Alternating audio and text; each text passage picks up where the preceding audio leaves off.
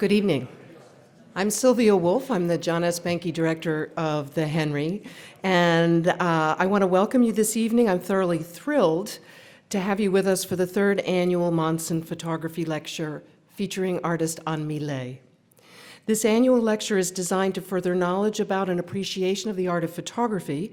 The series is named after Dr. Elaine Monsen, a nutritionist, educator, scientific medical journal editor, civic leader, and lover of art and beauty. She and her husband, Dr. R. Joseph Monsen, who's with us this evening, were professors at the University of Washington and longtime collectors of photography. They bought their first photograph in 1969, and over the years, the Monsens assembled a historical collection of masterworks from the earliest days in photography to now. The Henry is indebted to the Monsens for gifting nearly 1,300 photographs from their collection to the museum to date. The excellence of these works, the depth of the Monsens' connoisseurship, and their exceptional generosity have had an indelible impact on shaping the Henry's collection for the benefit and enrichment of future audiences. I'm particularly moved that Elaine and Joseph's daughter, Maren Monsen, and son-in-law, Jeff Granger, are carrying on the legacy of their passion for photography, and to have Maren and Jeff with us this evening.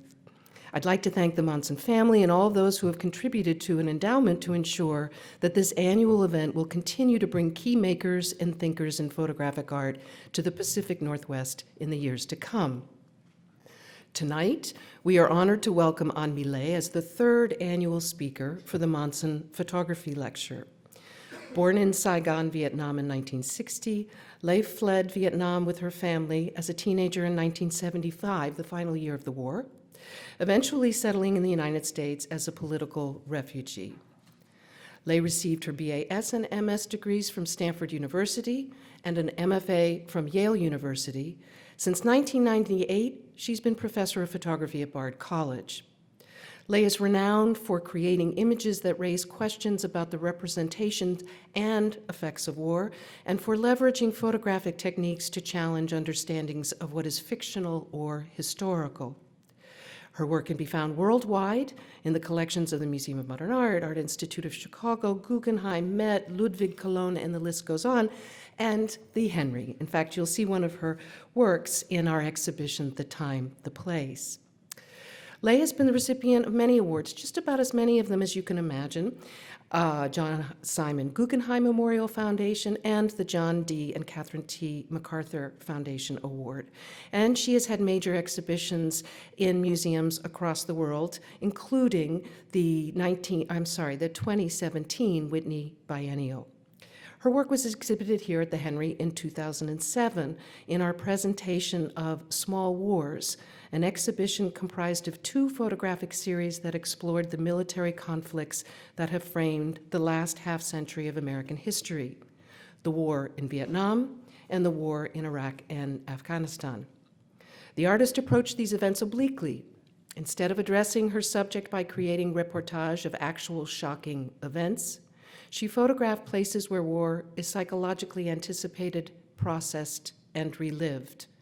Her series, Small Wars, from 1999 to 2002, depicted men who spend their weekends reenacting battles from the Vietnam War in the forests of Virginia. Leigh's subsequent series, 29 Palms, started in 2003, documented a military base of the same name located in the California desert, where soldiers train at this base before being deployed to Iraq or Afghanistan. These two dramatizations of war, one reenactment, one rehearsal, allowed her to create a unique kind of war imagery, unexpected, removed, revelatory. In conjunction with that 2007 exhibition at the Henry, Leigh gave a lecture and participated in the University Art Institute, in which lectures, discussions with artists and scholars and community members, film screenings, and other events were presented at the Henry from September to January. Tonight, she returns to us to give us an overview of her previous work and to share a new project. It's an extraordinary privilege and a pleasure to have her back with us. Please join me in welcoming Anne Millet.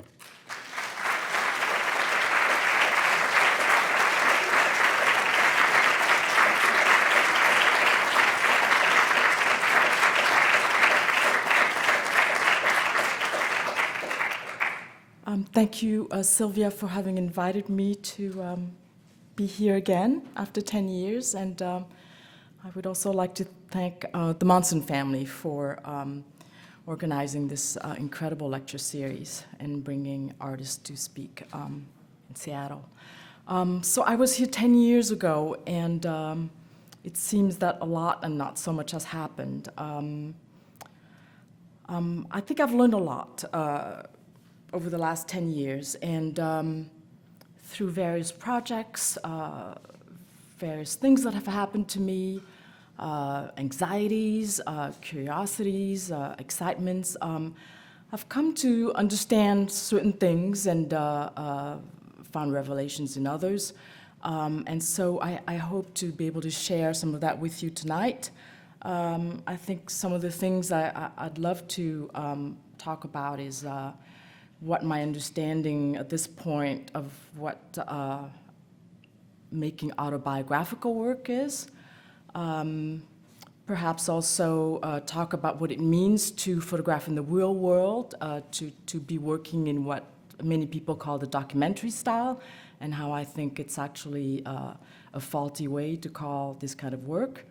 What it means for a visual artist to work with subjects that are topical.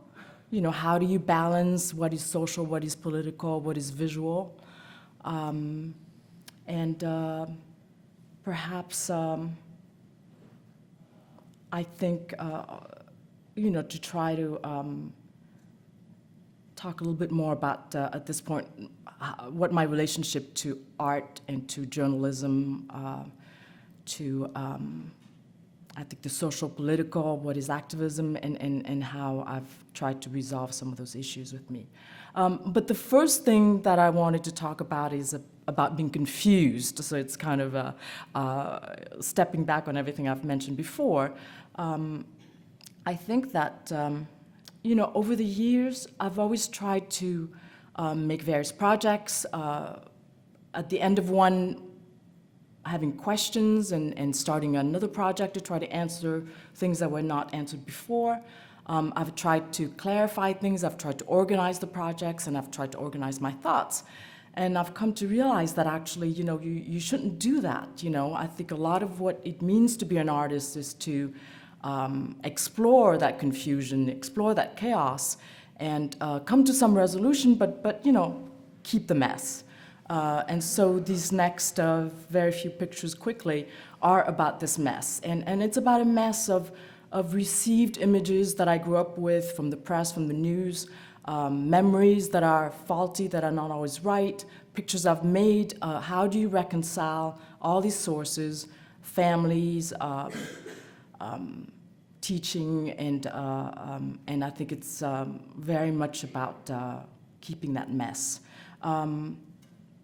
So this is a picture that was made by Henry Hewitt during the Vietnam War in Saigon.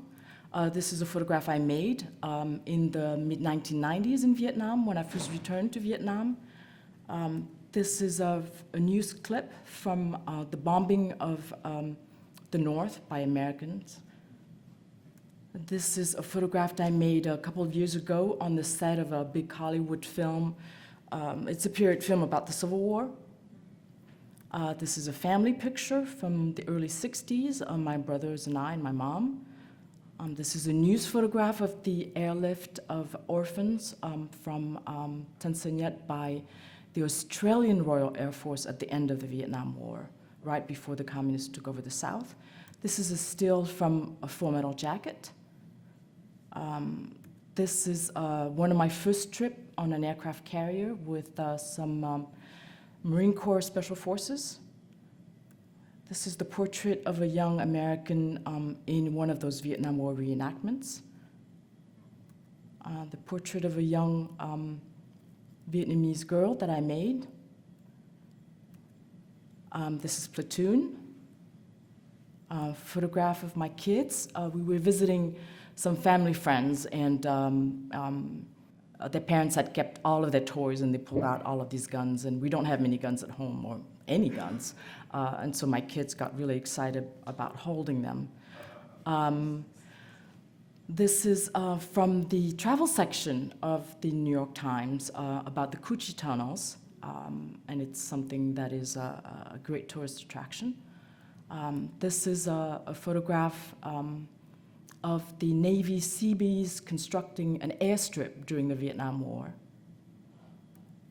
This is the beginning of Heitzer's construction of city in Nevada, and this is a more advanced stage, a more recent photograph.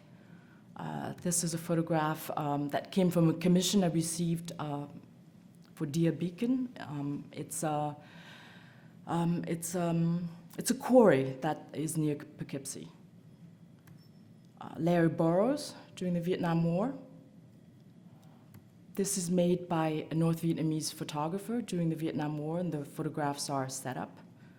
This is something I made more recently of a Navy hospital ship drifting in Vietnam. The French photographer Catherine Leroy in Vietnam. This is a photograph I made of a sailor on an American ship recently. This is a Viet Cong made during the war. And I think what I'm trying to say is that, you know, Vietnam and the Vietnam War, and I guess you could say any war, any kind of historical events, Vietnam is not a place, it's an idea, and it's important to try to maintain that confusion. And I think we all know that photography is fact-based, evidentiary, but I think there's just so much more about photography that is interesting, the ability of it to create narratives, to be much more fictional than one could expect it to be. Oh, I wanted to say that this idea of Vietnam being the signs, but also the signifier, is something very postmodern, and I would certainly hesitate to use that word these days because it seems a bit dated in art history. But there was an editorial last week about Donald Trump and whether his presidency is postmodern and how he understands that, or whether he understands it. So I think it's all very relevant. I was not trained as a photographer. I went to college in California and studied biology, and being the child of political refugees, I think the first thing you want to do is study science, study math, do something that is much more predictable. I don't come from a family of artists, so it just seemed that the idea of being an artist would be the last thing that I would consider doing, considering my family background and considering what we lived through escaping from Vietnam.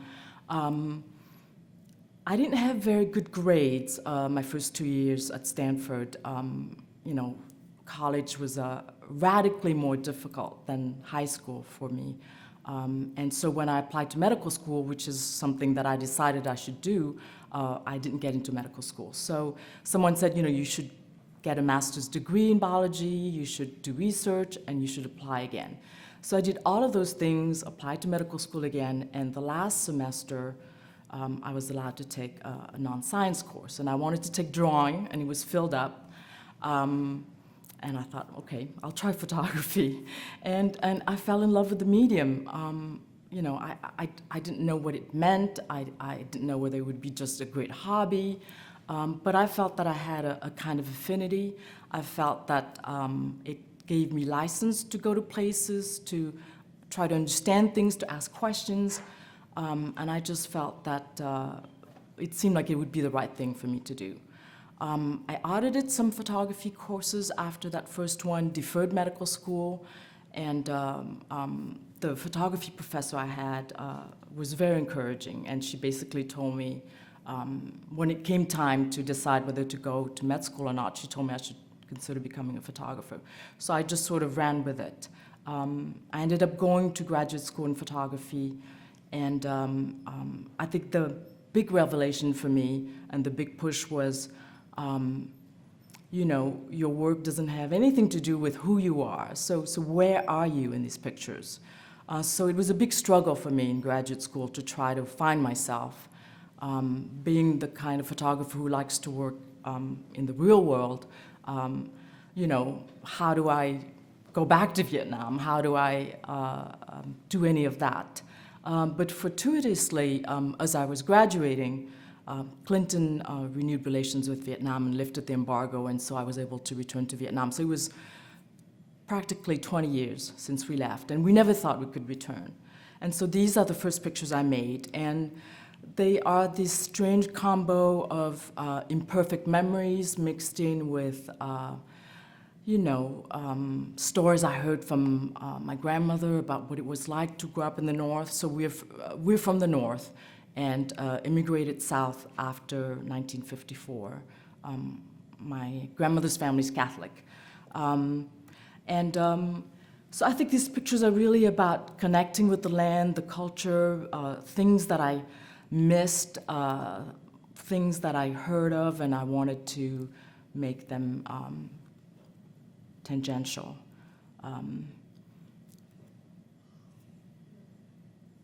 I suddenly became a landscape photographer. I understood something about scale, which was very new to me.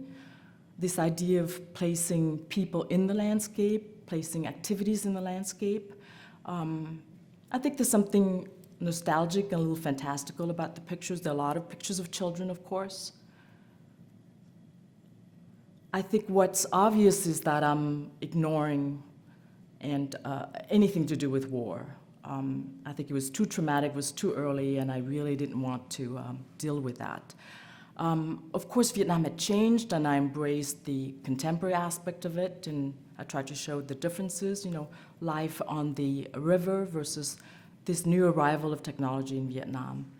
I went to Vietnam, I think, for 5 years, and I would always try to go as long as possible because I think I was so scared of doing what you call tourism photography, and I felt that Vietnam was something I need to rediscover again, and I needed to spend a lot of time there.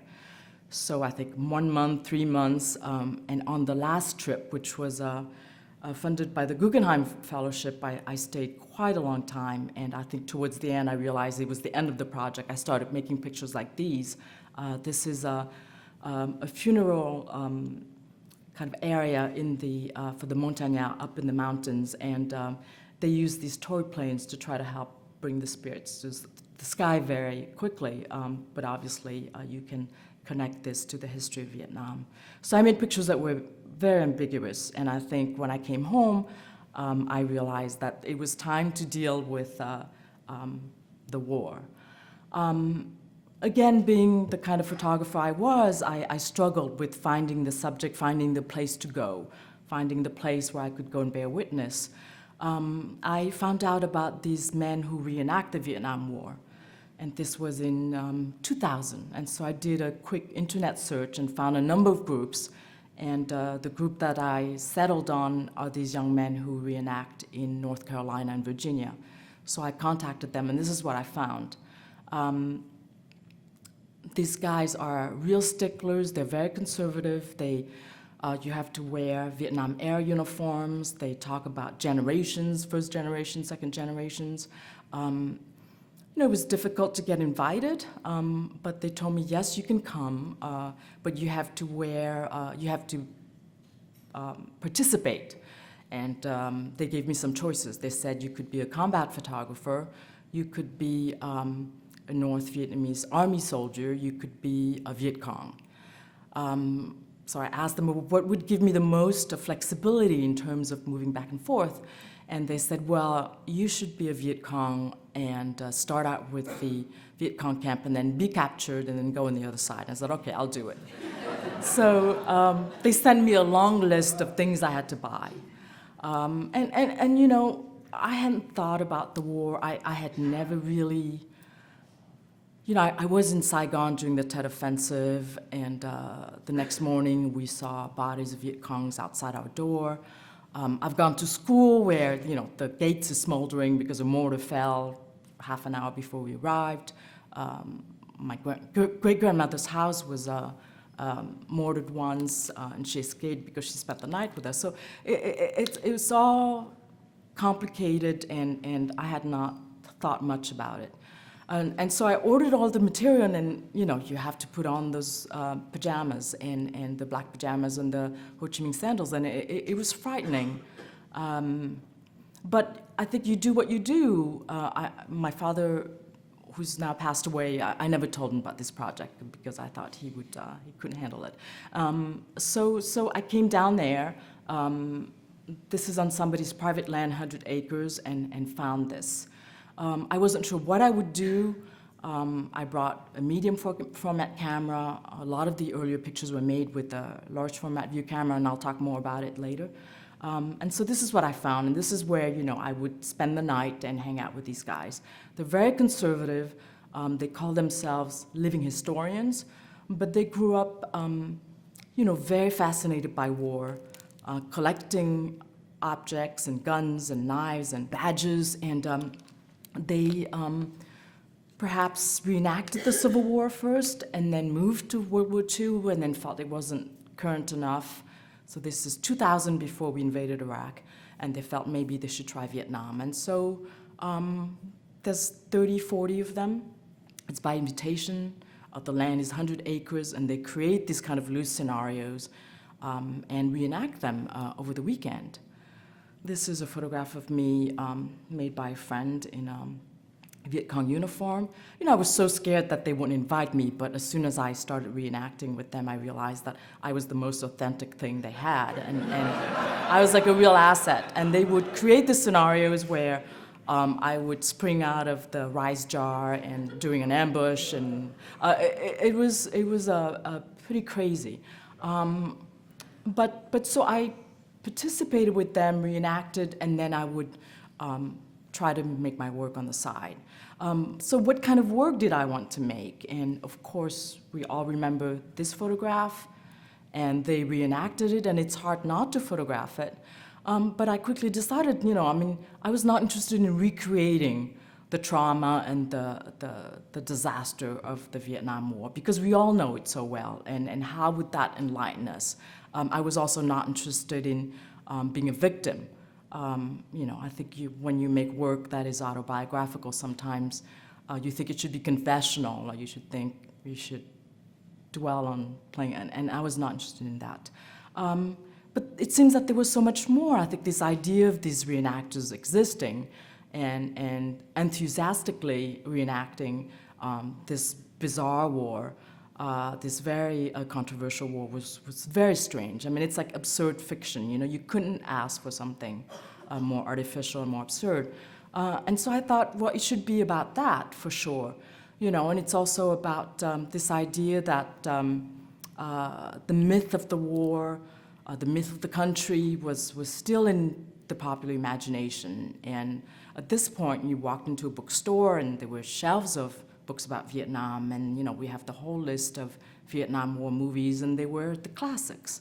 And these guys were too young to have been in the war, or some of them even too young to be in the kitchen watching TV during the Vietnam War. So, I thought the work should be about that. I consider myself a landscape photographer, and I made this photograph, and so strategy and war, that would be interesting. The idea of the landscape and war. Growing up, I often heard about the terrain, this idea of how partly why Americans lost the war was because they didn't understand the terrain and they couldn't deal with the terrain in the way the North Vietnamese did so well. I think something else I discovered after I made this photograph was when I made the enlargements, and these are still with a medium format camera, because I was running around with those guys, and it made sense that that's what you should carry to photograph these events. I made a print. It wasn't even that large. I think it was a 16 by 20 inch. I hated the lack of precision. I hated not just that it wasn't sharp enough, but it didn't have the volume, the quality that I really loved in a print that's made from a larger negative. And I use a 5 by 7 negative. So, I think the visual experience was so important to me that I decided that I needed to figure out a way to make the pictures, make that work with my view camera. And of course, this is William Henry Jackson, who photographed, his camera is huge. Mine is a lot smaller. Timothy O'Sullivan photographed the Civil War with a much bigger view camera, and so, it's possible. So I started working. This is also at the time when, in photography, what was center stage was this idea of the setup photography. Jeff Waugh, P.L.D. Korsha, and Gregory Crutzen. And so I think this idea of telling people what to do because you cannot capture something spontaneously was okay. I think it never really made sense for me to make a distinction, was that spontaneous, because sometimes it was, or was that set up, and it took me half an hour to set it up. I didn't really care about making the distinction. And I think for me, it was more trying to figure out this idea of, right, so I love photographing something in the real world, and I saw it, but sometimes I can't do it, so I have to set it up.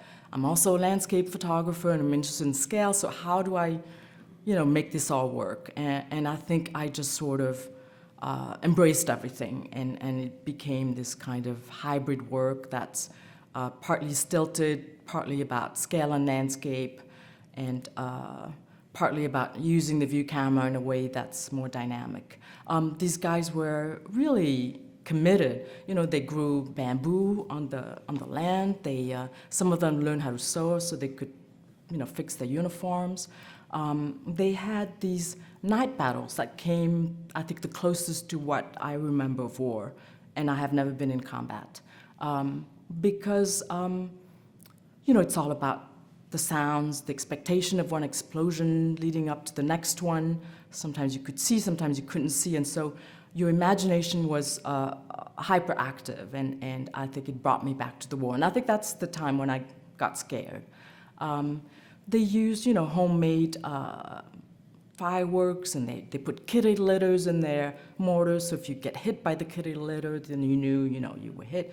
But they didn't use paintball, they didn't keep track of who shot whom, and the scenarios were very loose. I had a laundry list of things I wanted to do, in addition to being inspired by what those guys were doing. The sniper girl from Full Metal Jacket I wanted to do. There were many other things. So I worked with these guys for about 3 years. Every summer they would reenact 5-6 times, and I would go down and spend my time with them. I think what I learned to be comfortable with was perhaps what Jean-Luc Godard has said about films. He says that all films are documentaries, and narrative films are documentaries of actors acting, of people acting. And perhaps in that sense, then, everything made sense in that topsy-turvy world. As I was getting, I think, a little frustrated working with these guys, and I felt that maybe I was working in an amusement park, that they were playing, and then I wanted something more serious. So now we're leading up to 2003, we invaded Iraq. So March of 2003. So of course, all the journalists, all the photographers were in Kuwait 2 months before, waiting. And I only responded the day we invaded Iraq. And my immediate reaction was, that's where I should be, how do I get there? And I think it was very difficult at that point to try to become an embed. I worked really hard, I got some wait list. But I think I had some hope. But as I was waiting, I did some research and came across pictures of these Marines training outside of Los Angeles in a camp called 29 Palms. And this is the landscape. And I saw it and I said, okay, well, maybe I should go there while waiting to go to Iraq. I think this is the first, in a way, I had to deal with the idea of access with the reenactors, but this was serial access, a serious access. I had a friend who who was a ranger in Vietnam, and worked as a military attaché at the American Embassy in Vietnam, and we had become friends. He actually helped me set up some of the pictures with the reenactors. He was sort of my go-to for any military questions at that point, and he taught military history at West Point. So I asked him, well, how can I get access to those places? And he said, you know, as a tax-paying citizen, you should be able to have access to this training camp. Just call the public affairs office and explain to them. Easy enough. So I found the phone book and called up the public affairs office. And I said, okay, send us a request. And I wrote something very general. I was a landscape photographer. I was interested in the military endeavor, blah, blah, blah. And they invited me. And so I went to 29 Palms, and this is what I found. And it's all live fire. The Marine Corps has been training here since the 60s, even during the Vietnam War. And so they do ambushes, they try to move equipment, they learn how to do that. Many types of trainings, but it's all live fire. I think what was difficult in terms of being able to continue this project was to explain to the military why I wanted to return more than once. They were used to having news agencies come for one exercise and then they'd be gone, but I wanted to come back and see the same thing over and over again. And I met somebody who was very sympathetic, the head of the public affairs office, and I think I was able to explain to him why I was doing this. I told him my story about being from Vietnam, and I think he got very a little teary about that. You know, I think I returned one more time that summer, so this is still 2003, and I quickly realized that these pictures had great potential. I have not been in combat, but I knew that these don't have the kind of intensity that you find in combat, but there was something else that you could probably learn from these. And I think not being in combat, I think you are at a physical distance from the event, you are at hopefully an emotional distance from the event, and perhaps you could think about other aspects of war that you may not be able to think of when you look at something in the front page of the New York Times. I think I wanted to talk about the consequences of war, because I think that's what I was dealing with. I think I felt that I'm still trying to deal with Vietnam. I know other people were too, and here we are embarking on another war without thinking of the consequences. And I felt that it was important to talk about that topic. I continued with the large format camera because it provided the kind of visual print that I needed, the kind of sharpness, the volume, the physical experience that you get when you look at the photograph. This is also the territory that Timothy O'Sullivan surveyed in his project with Clarence King, knowing that, you know, it makes you want to step up and make the best possible landscape photograph. But it's also about the military. So it's that issue of scale that I'm resolving here. How do you relate one to the other? And I think the idea of having something greater than the military power, something that is perhaps uncontrollable, would give context and perspective to the military effort. And it could make for a more complicated picture. This is the first time I got a chance to actually talk to some soldiers, to some Marines, and it was very interesting for me to do that and to understand what it meant to check your ability to choose to make a decision when you join the military and just follow what has been decided by the State Department and the Pentagon. This is one of the most extraordinary events that I experienced. It's a night battle, and they don't do this anymore because it's not adequate and inappropriate. But they unleashed everything during this event. planes drop bombs, mortars, howitzers. The grunts are in the foxholes, and everything has tracers, so it really lights up the whole sky. For me, it was, I think, experiencing this made me understand what perhaps the sublime is. I think, you're terrified, but you still feel safe. You think you understand something, but actually you don't really understand it. And because the power of destruction is just so unimaginable. But it's spectacular. It's also entertainment. It's very confusing. It's something very ineffable. And it's something that I think a lot about when I photograph the military. They started training in a more urban way. Up until then, it had been about still moving equipment and troops and this idea of invading a country. So now they're talking about how to deal with snipers and how to deal with small rebellions in a small city. So still 2003 or beginning 2004, so they grabbed these officers' housing training, these homes that were abandoned, and scrawled all of these graffitis that some of them had seen coming back from Iraq. And I think for me, these are kind of so fortuitous because it's a way to kind of upend everything and I think further underline the idea of questioning the war and questioning this entire endeavor.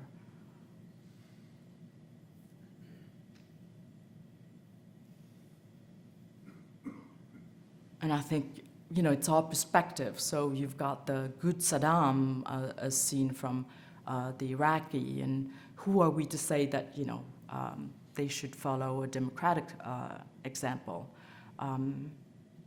I think there's something that I felt about the lessons learned in Vietnam that were unlearned, and it was very confusing. Go away, we scroll them, but it's so telling. I think I spent 3 or 4 years photographing in 29 Palms. I made a 35mm film. And I got to know one unit very well, and they were going to train in a maritime operation before they were sent off to Iraq, and they invited me to go. And I just said, why not? Before even thinking about what that meant. You always say yes, and then you figure it out later.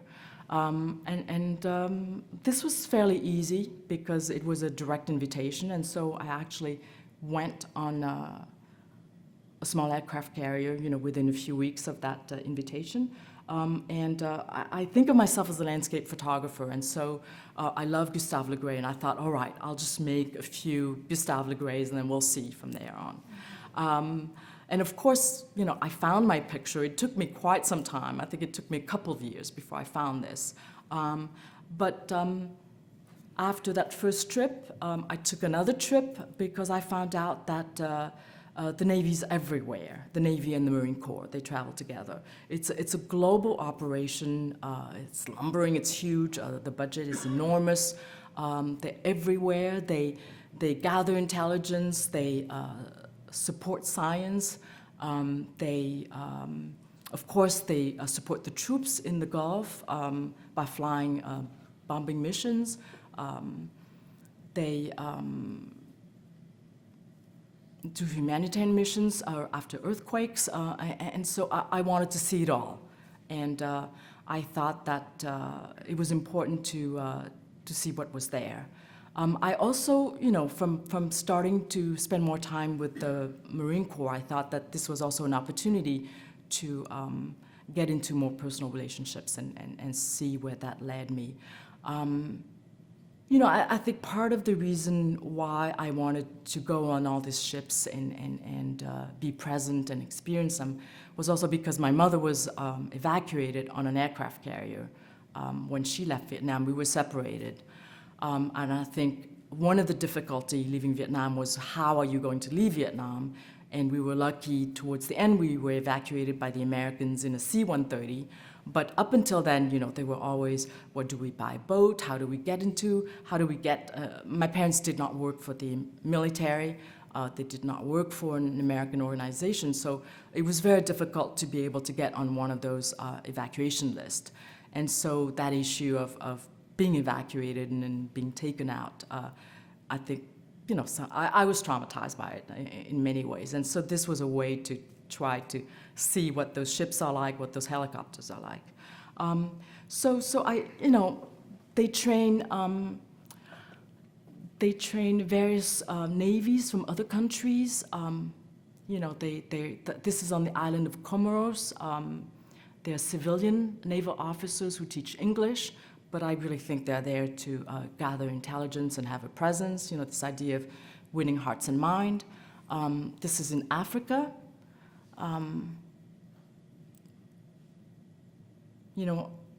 I see so many instances where we actually are not the most abled out there,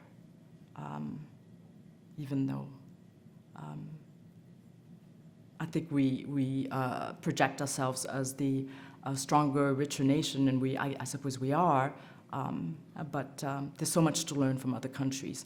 I was interested in this tension that you find between the military culture and the civilian culture, between a larger nation with a smaller nation, between men and women. So the military culture is very insular, and it's a world on its own, but it seems that many things that we find outside in the world is replicated in the military as well. Issues of power, money, gender. So this is right after the earthquake in Haiti, I think 2011 or 12. And this is the most newsworthy event that I photographed. And the question for me was, well, how do you photograph this without photographing the main event? And I think I was interested in the body language, this idea of coming to help, and where's the line between invading and helping? And I was always fascinated, and probably goes back to my childhood, of the way an American soldier, GI, or Marine Corps carries himself, and what the uniform means. And the American military has a way of owning the space where they're in, and I've looked at other militaries, and it doesn't happen everywhere, and I was fascinated by that. Of course, working with the Navy, you have to go on the aircraft carriers, and it does require skills. It did force me to become a better photographer. You have to worry about the horizon line. The ship is always moving. The flight decks of a aircraft carrier is very dangerous. So you just try to make the best possible pictures. I think this forced me to ask the questions. How is this work different from perhaps what you see in National Geographic? Because I'm sure many of you have seen essays on aircraft carriers and other fascinating things that are in the Navy. I'm not working with reenactors. There's no historical pretext to this. This is in color. This is happening in real time. So how do you distinguish this from photojournalism? And that was a question that I asked myself for many years, and this project took me 9 years to complete. And I think what I came up with is that my photographs are always about looking at things tangentially. And I think the pictures also work as a suite of pictures in terms of an essay.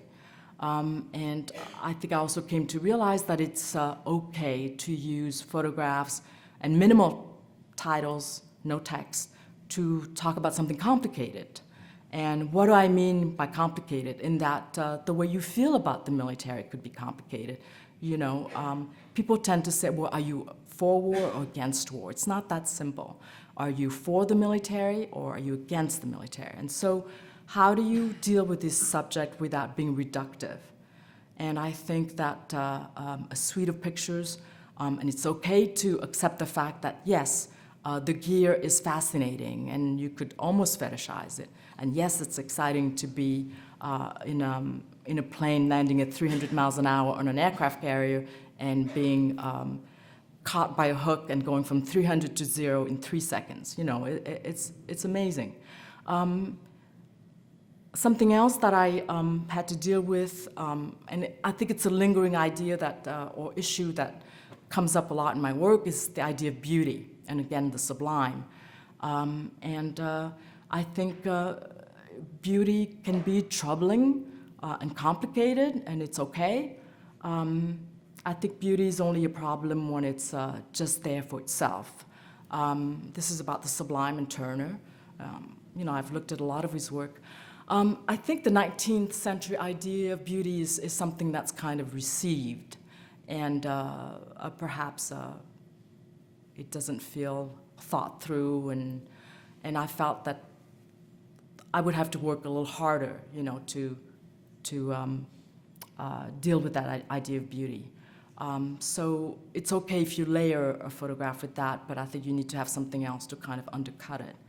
Something else that I learned from working on this project is that, you know, you're photographing an event, but the ending strongest picture may have nothing to do with the event. So one of the trainings these guys did a lot was target shooting, you know. When they are at sea, you're drifting for days in, days out. And of course, I photographed them with the guns shooting and pointing. And ultimately, it was not that interesting. And this is much more interesting. And it has, in a way, it's not telling the story of target shooting, but it's about a surprise that the world gives you. And again, it gives me confidence in being a photographer who works in the real world. It's this idea of the outlines of the targets kind of mimicking so incredibly well and so fortuitously the outlines of those guys. And having this incredible sky looming and over everything, and perhaps making us think about the military, but something else that we can't control. This idea of the weather, the landscape, perhaps God.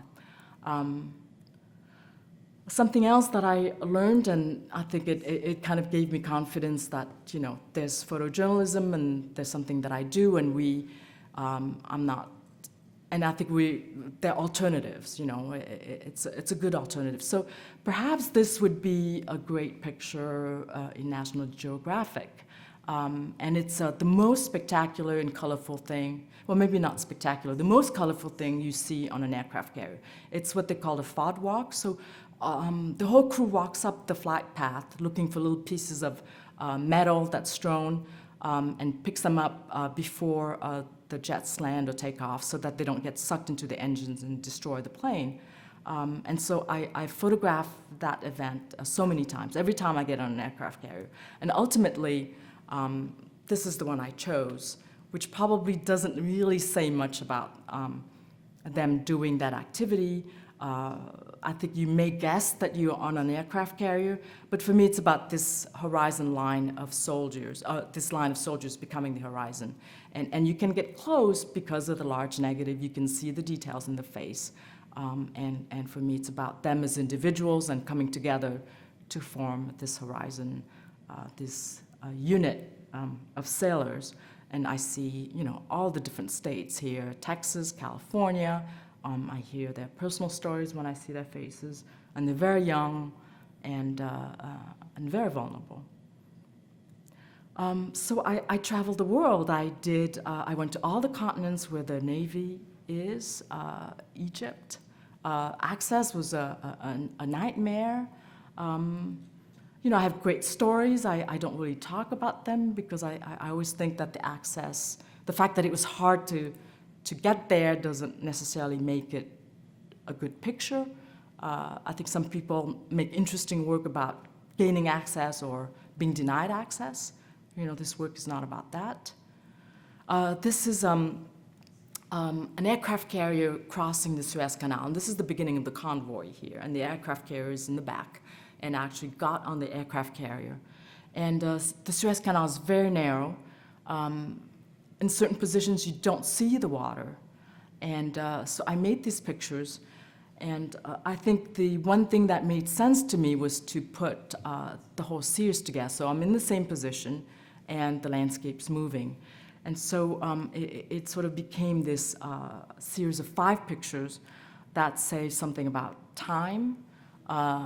It says something about perhaps a collision between the military culture and this ancient culture that's Egypt. And this was made right before the Arab Spring. I'm not a portrait photographer, but I was so drawn to the women in the military, and I think the portraits worked because I felt such great empathy for them. I think it first happened in California when I was on one of the smaller aircraft carriers. I just had my second child, and she was at my mother's house near Los Angeles, and I was still breastfeeding. And so I got on the aircraft carrier with an assistant and my gear and my breast pump. And the crew was very nice. They sort of gave me a room up somewhere, and they said, oh, you can go in there and pump. And they even said you could freeze your milk here, and maybe you could send it, ship it back. Helicopters go all the time. And so I got into this routine. And I really kind of felt sorry for myself. I was like, God, I can't believe I'm doing this. This is such a nightmare, blah, blah, blah, blah. So I go in and out every few times. I clean up my stuff. I put it away. And on the second day, I think I was in there, and there was a pump. And I said, I thought I put away the pump. And I realized it wasn't mine, and it was this other officer's. And so she was in the same position, doing the same thing, having her milk shipped back by helicopter to her daughter, and she was being deployed the following month. And so after I knew that, I just became so fascinated by the women in the military, what they do.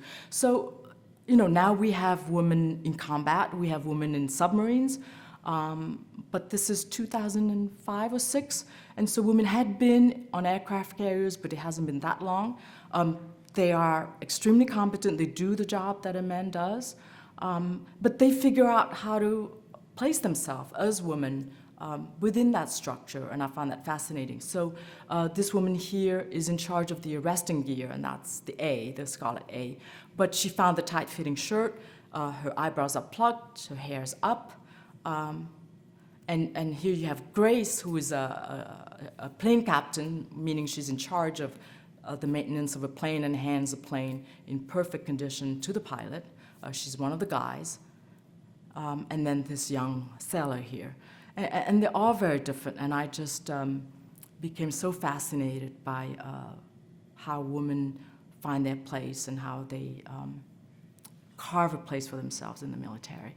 I stuck around long enough for the Navy to return to Vietnam to train with the Vietnamese, which is extraordinary. So I think this is 2011. So sworn enemies, and here they are in Vietnam. And this was a very simple diving exercise. You know, they always start slowly. The captain of the diving ship is a woman, and she's standing in the middle. I just love the body language. This is an opening ceremony. There's an exchange of flowers, and it was so awkward. I thought that was interesting. I set this up, you know, so it's very influenced by what happened in Vietnam, of course. But the sailors wear in dress whites on liberty in this town in Vietnam. This is a bit of an outlier. So all these photographs from events ashore, that's what the project is called. It's put together in this book in the form of an essay to try to talk about what the Navy and the Marine Corps is and what it does throughout the world. And there's an outlier of a section about the extremes, the Arctic and the Antarctic.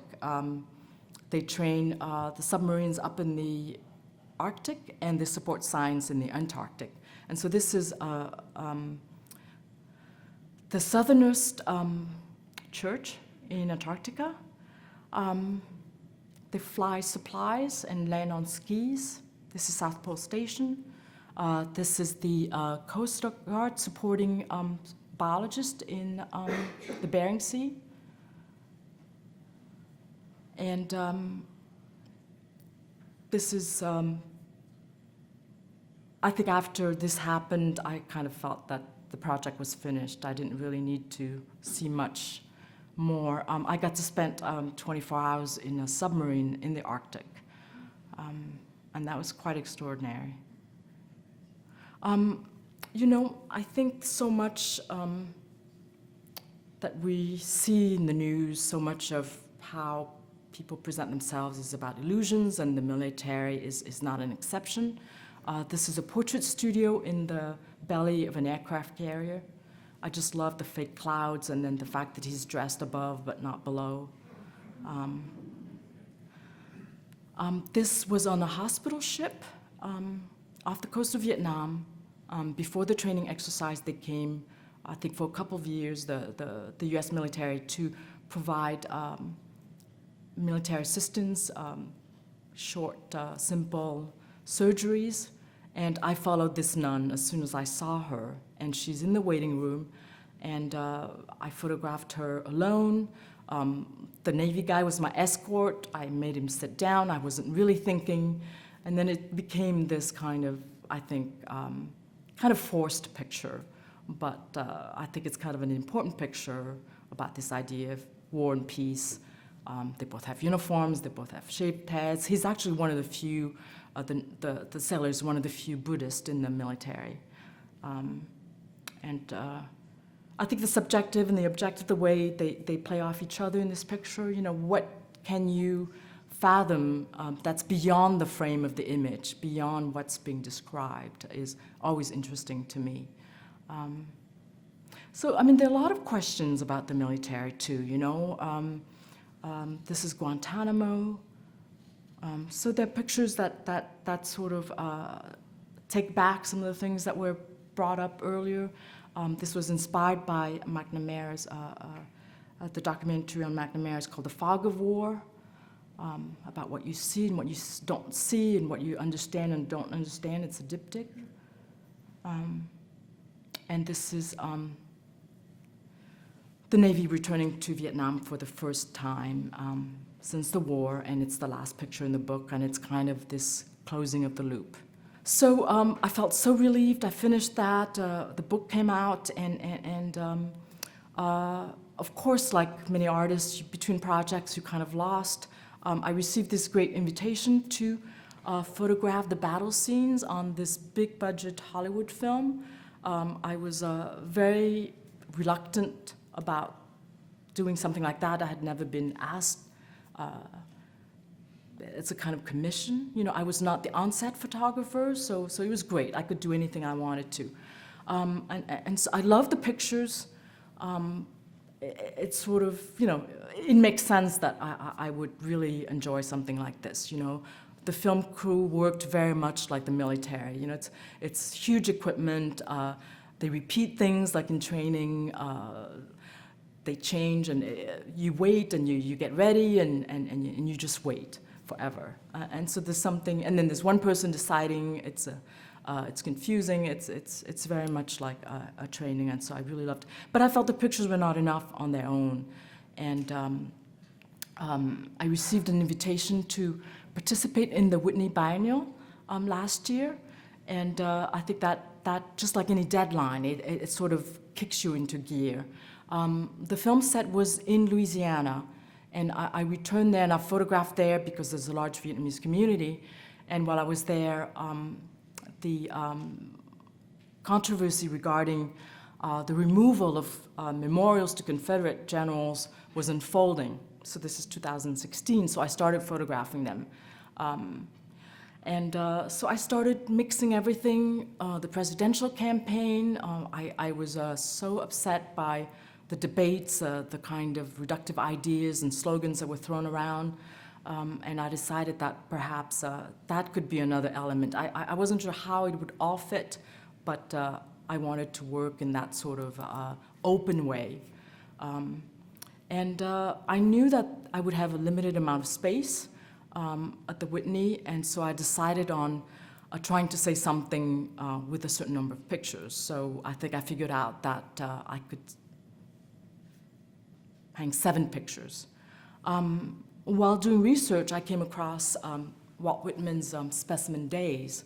I was also looking for a title, and I came across a fragment that he wrote about Ulysses Grant called Silent General, and I thought, oh, what a perfect title.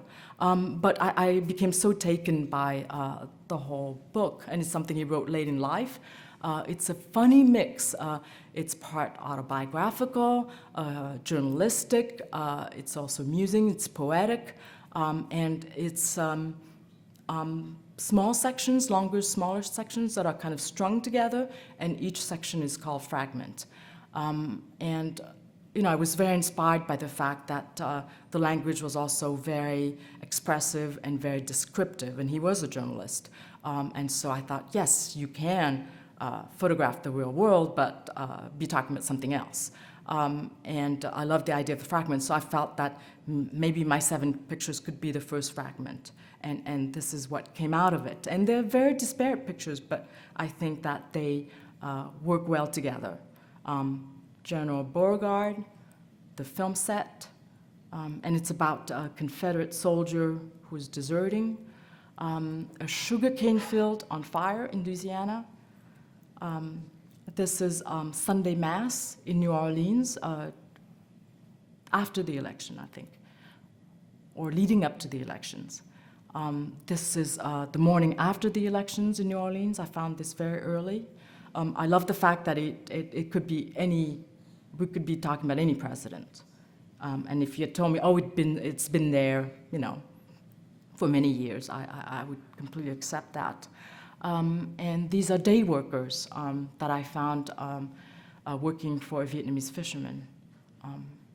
And this is the swamp. And so this series of pictures just kind of gave me the freedom to work in America. I felt that I had found a subject that was very broad. I felt that this was a great way for me to, I think, get some of my anxiety, being constructive about some of my anxieties about where the country is going. And what else did I want to say? I think it helped me feel very reconciled about the fact that I have great confidence in this kind of photography, in a very much, it's very pure. It's about a visual experience. It's not based on some huge press release. The titles are very simple. They're kind of nerdy. They give location or date. They don't suggest anything. I could call this the shed, but I'm not calling it the shed. So this is after the removal of General Lee and Beauregard in New Orleans. Of course, I tried to go there and photograph, but I got to go in the shed where they're being kept right now. I thought it was just great that they're spending time together. This is the next segment that I haven't shown, and this is all around 4th of July in New Orleans, and this is how Americans entertain themselves, 4th of July. I found these 2 young girls in the bayou celebrating 4th of July, and I just thought it was great. This is a tree in Mississippi. And there are a number of other pictures that I made recently, and they haven't found a place yet, but this is what I'm working on.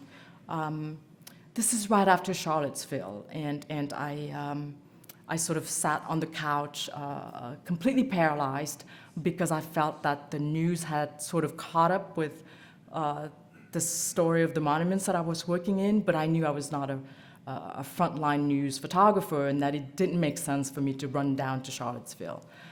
So instead, I made pictures of these Lubavitchers in New York as they were watching the eclipse. So this idea of the ancient, the 2 ancient world coming together.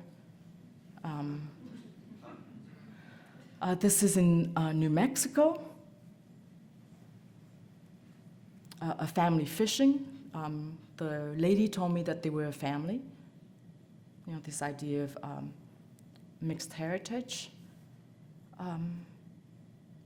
This was way before this whole talk about a bigger button or a smaller button. I went to the White Sands Missile Museum, and there's another picture that's actually even more about missiles being a game and toys.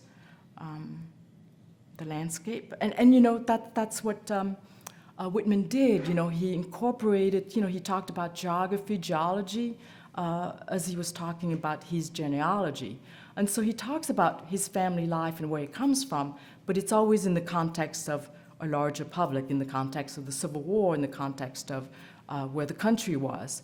And so I love that idea of the autobiography, and his incorporation of his musings on the land and how nature was very healing for him after he had a stroke.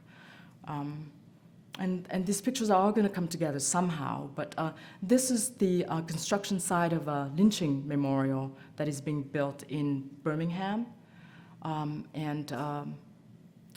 As part of the archives, they have a list of various lynching sites in the counties around there, and so I actually went and looked up the location and made a few pictures. These are pictures from the film set that I'd like to use at some point, but these two men who play wounded soldiers are actually vets from the Iraq War, and they're real amputees, and I thought that was so interesting, and I hope to work it in somewhere. My special effects guy, the giant, runaway slaves. And so that's what I'm working on now. I wanted to say that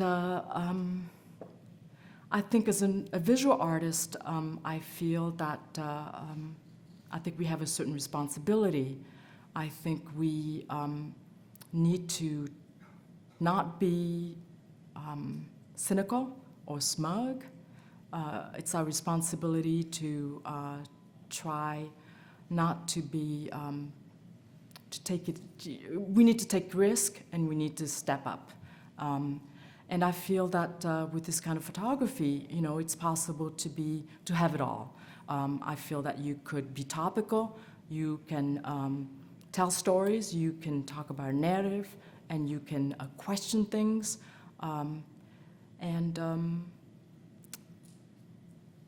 have great confidence in, you know, what some people may have called straight photography.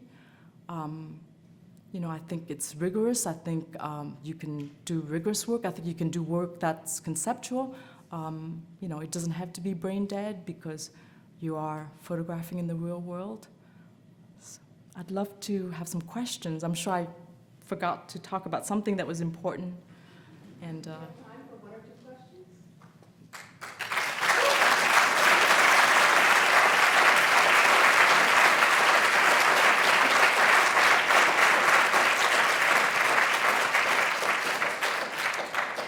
I thought maybe we could play the film that I made in 29 Palms, where we answer the questions.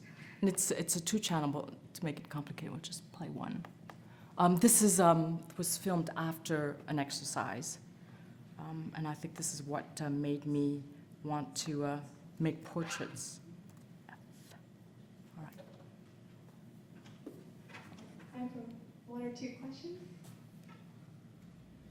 I'll bring the mic to you. In working with large format camera, do you feel sometimes you lose the spontaneity of being able to grab something quickly? Oh yes, absolutely, and that is the challenge.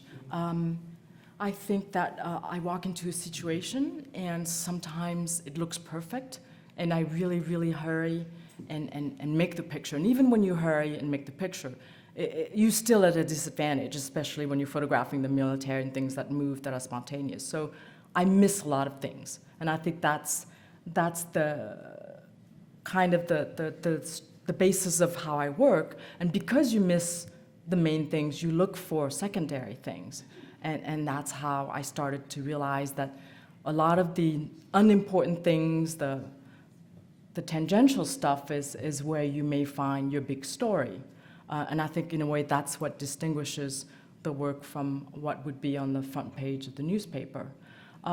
But you could also walk into a situation and you feel, oh, it's almost there, and then you start arranging things and asking people to move and do this, and sometimes it works and sometimes it's contrived.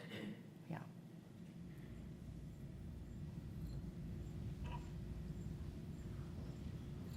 All of your work seems to be about different kinds of context, the broader context before, after, rehearsal, all these things. I'm curious how that informs how you approach and consume media yourself in this current day era. Well, I have become a news junkie, I think, for the last year and a half, and it's really unfortunate because there's always something new, even though it's not that new, but enough to take up space in your head. I think it's important to give context to things, you know? And that's why I'm so excited about this silent journal, because it's about things unfolding, but it's also about looking at history. And where does history end and when does the present start? And that is the question. And so when you're talking about Confederate monuments and you've got a film set, but then you have a president or a presidential candidate who's behaving in a certain way, and the discussions are so inflamed, it's so appropriate. And so, yes, it's always about context. And I think even to my photography students, you know, they look at work and they don't know the history. And so I always tell them, you really need to take the history of photography class first, you know, as soon as you can, to kind of give your work context. To know what has come before and where it stands. And so I think it's really important. Thank you, Anvi, and thank you all for being with us. Another round of applause, please.